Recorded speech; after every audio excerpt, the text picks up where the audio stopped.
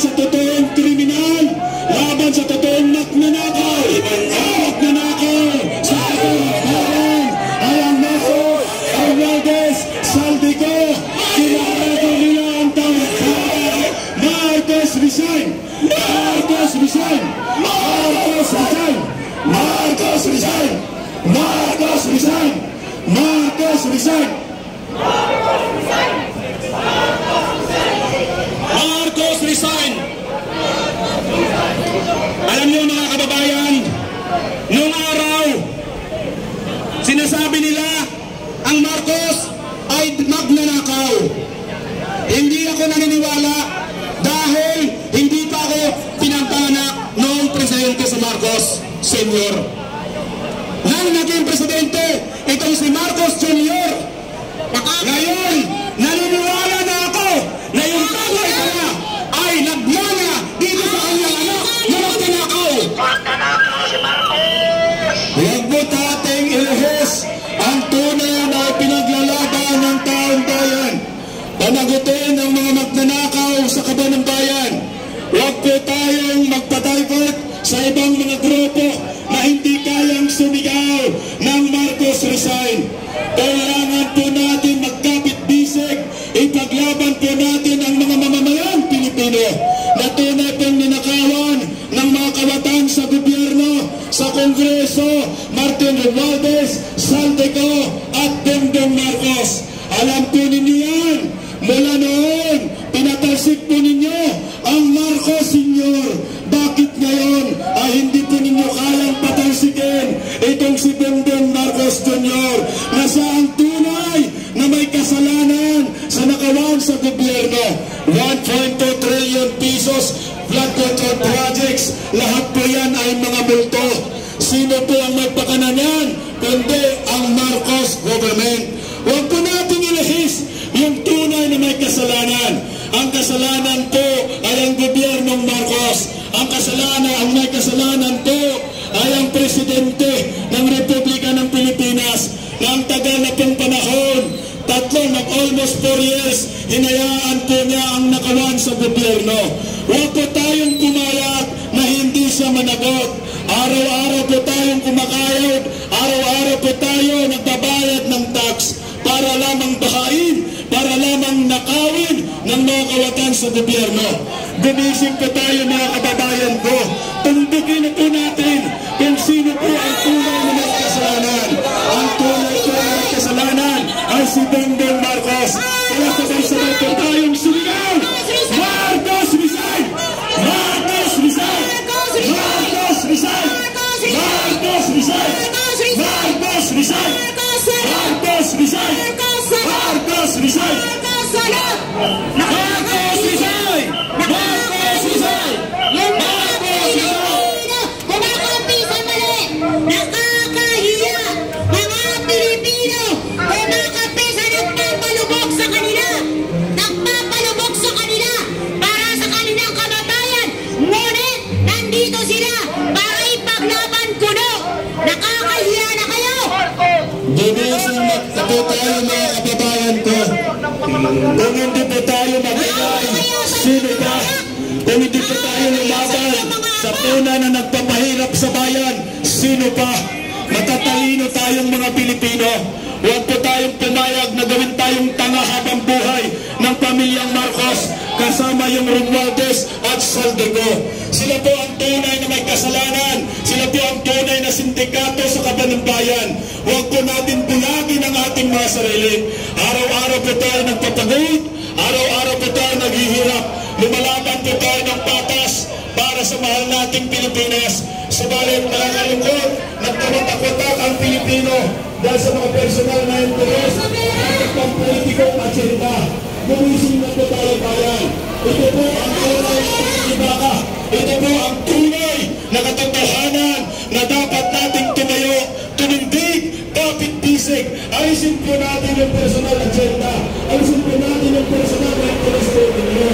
Kahalagan po ng sambalang Pilipino. Kahalagaan po ito ng mga kabataan. Kawawa po yung next generation pag tayo'y napupulag sa tunay na pinaglalaban natin. Alam ko po, matalino tayong lahat. Matalino ang mga Pilipino. Pilipino. Gising na po ang mga Pilipino, subalit nakakalungkot. Binubulag po ng mga ibang samahan ang katotohanan. Tandaan po ninyo, ang lahat po ng gumagawa ng katarantaduhan sa bansang ito in the past 3 years simula ng pagpasok ng Marcos admin ay ang apelyedong Romualdez, Saldico at Marcos. Walang Saldico o walang Romualdez, walang Romualdez o walang Marcos. Lahat sila panagutin ng taong bayan. Sama-sama po natin isigaw, Marcos resign! Marcos resign! Marcos resign! Marcos resign! Marcos resign! Panahan po, magkaisa tayong lahat, magkaisa po tayong lahat, wala ng kulay-kulay. Hindi na po natin kailangan ng mapingkawan, dilawan, o ano bang mga kulay. Pilipino po tayo, isa po ang ating sinisigaw, panagutin ang mga kurakot sa gobyerno. Ang tunay po na kurakot sa gobyerno ay nasa Kongreso, nasa Malacanang. Nilubog po nila ang Pilipinas sa baka, nilubog po ay nila ang Pilipinas sa napakaraming baha, Luzon, Visayas at Mindanao. Gumising po tayo, hindi po tayo nagbabayad ng buwis para lamang bahain. Hindi po tayo nagbabayad ng buwis para lamang na-traffic. Hindi po tayo nagbabayad ng buwis para lamang nakayan ng mga politiko na nagpakasasa sa kaban ng bayan ang kanilang mga mahal sa buhay. Kumakain sa mga mamahaling hotel, nagbabayad 700,000 isang kainan. Mga politiko nagtawanan, nagbabayad ng 126,000 sa isang kainan. Hindi po nila pera yan. Pera po ng mga mamamayang Pilipino. Kailangan gumising po tayong lahat. Hindi po pwede mag-away-away tayo mga Pilipino na isa lamang ang ating sigaw, panagutin ang mga kurakot sa gobyerno. Wala na pong ibang kurakot mula noon hanggang ngayon. Marcos, Romualdez, Saldico nadagdagan pa. Tinawawa po tayong lahat. Dinarantado po tayo ng mga gahaman sa gobyerno, gahaman po sa kaban ng bayan. Alam po natin, ang ating sinisigaw, panagutin silang lahat. Huwag po tayong pumayag na magharing muli ang mga demonyo. Mula noon, naging sa People Power ang mga Dilawan 1986. Buhayin po natin muli ang pakikipaglaban nito. Ang tunay na may kasalanan, ang tunay na sindikato ay nakaupo sa palasyo. Mula noon, Marcos, ang sindikato, Marcos pa rin ang nagpapahirap sa bayan. Marcos resign! Marcos resign! Marcos resign!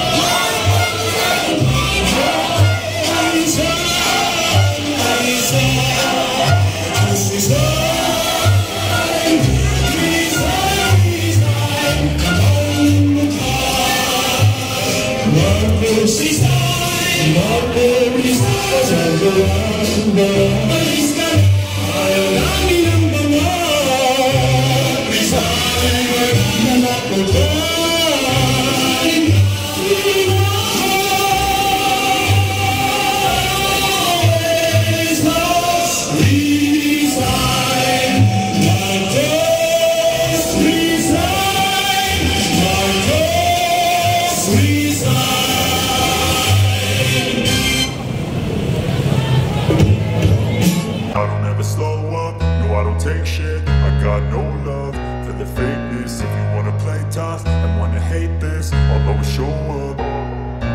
I don't ever slow up, no I don't take shit. I got no love for the fakeness. If you wanna play tough and wanna hate this, I'll always show up and make a statement. I don't ever slow up, no I don't take shit. I got no love for the fakeness. If you wanna play tough and wanna hate this, I'll always show up and make a statement. Everything I do so instinctive and so passionate. Every word I move so descriptive like an adjective. I got a vendetta against people who patented being negative when you should be getting after it.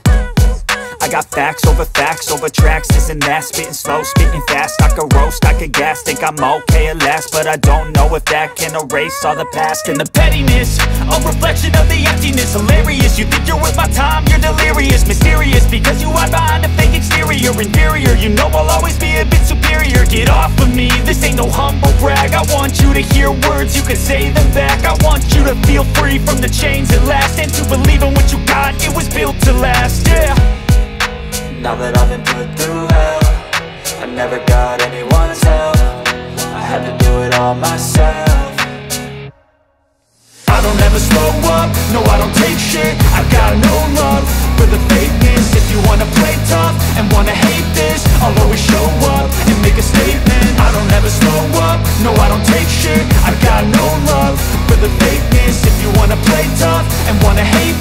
I'll always show up and make a statement. Gonna learn the consequence of being incompetent. Mental health is confidence, dreams and some modestness. I'm not here to save the day, that's for you to take away. I could play a million mind games, but instead I say something